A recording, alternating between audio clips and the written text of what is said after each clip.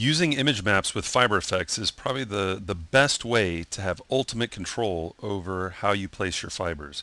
So what I thought we could do is take a look at using a few image maps along with FiberFX. First, let's just take a quick look. If we go over to the image editor, I've loaded 3 images. I'm just going to double click to make them larger. And you can see here, all we're working with is black and white information in this image. If I hop over to Modeler, you'll see this is the UV map that was generated for this head. And if I come back to layout, we're going to use this image to control some of the attributes. I also have another image that is right here, which is almost identical, except there's a lot more variation in the black and white information. Okay, so we've got, instead of just being black or white, we've got some gray tones, we've got some midtones in there. And then the last image is leopard print, which I just realized is a very large image, but that's okay. We can still use it. So we use those 3 images to take a look at how we can use these images with FiberFX. So I'm going to go ahead and close this down, and close this down. Let's add FiberFX, Control F8, Fiber Filter, double click, and we have our FiberFX window. I'm just going to activate this object, turn on OpenGL drawing so that we can see the fibers and see that they're way too big. So I'm just going to go 150, and we definitely don't want it on all surfaces. So surface, I'm going to just choose the surface that's the skin. I don't need the eyeballs in there. And then for density, I'm going to type in 100 because we're going to do short hair on this. Right now we can see in OpenGL that it's everywhere, but what I'm going to do is I'm going to use that image map, one of those image maps, to control the density, so where it's going to be placed. Let's go to T for texture editor.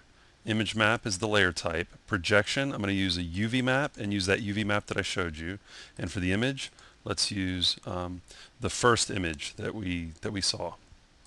Okay, and I'm just going to refresh OpenGL, and we can see that we're only putting the fibers where we want them based on the, remember that white is going to be 100% and black will be 0%. So where all that black was, I don't have any fibers, and where all the white was, I have, well, 100% fibers. Okay, and for scale, let's go ahead and use scale as well. So in this case, it's going to look identical for the most part, but let's go ahead and use image map, projection, UV. The UV map will be the same UV map, the only one that's on this object, and for the image, we'll use the same image. Okay, let's do a quick render just to take a look.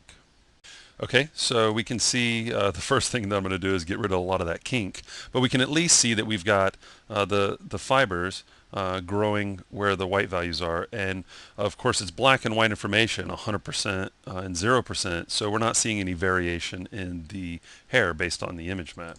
Okay, so what I'm going to do is get rid of that kink. It's looking kind of frizzy there. Okay, but let's take a look at swapping out this image for the second image we looked at, and you can see there's a lot more variation in the values. Okay, so let's take a look at using that in scale as well. You don't have to use the same image map, but in this case, it's going to work out pretty well for us. So let's do a render with that.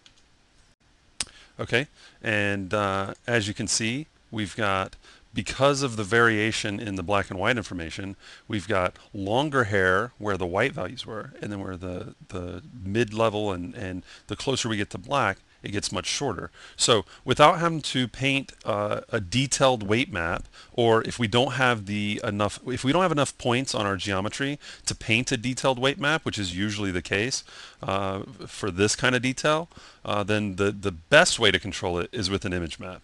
Of course, I'm not quite sure why somebody would want to buzz the front of their hairline right here. So I would probably want to go back and change that image a little bit. But it's just to give you an idea that you can have the hair fade off. If you wanted little baby hairs that grow along the hairline, you could easily do that down to the pixel on the image map. Okay, and let's take a look at dressing this up some more. So let's come back over to the FiberFX window, and for the color mode, we're going to change that to textured, and that gives us access to the texture editor. Image map, projection, we'll use the same UV map, and for the image, let's use the leopard print that we saw earlier. Okay, go ahead and close that down. So now, not only can I use image maps to control the attributes as far as placement and scale and things like that, I can go in and use it to surface the hairs, to surface the fibers as well. So let's do a quick render. Okay, so there we go. Now we have some leopard hair going on there based off of the image map that we fed into the fibers. So this is just a quick look at how we can use image maps to further refine FiberFX settings. Anywhere you see a T for texture editor, we can use an image map. As well as procedurals and gradients, but image maps are going to give you the finest control possible because you can paint detail anywhere you want and it won't be limited to where you have points or polys on the geometry. So again, quick look at using image maps with FiberFX and LightWave.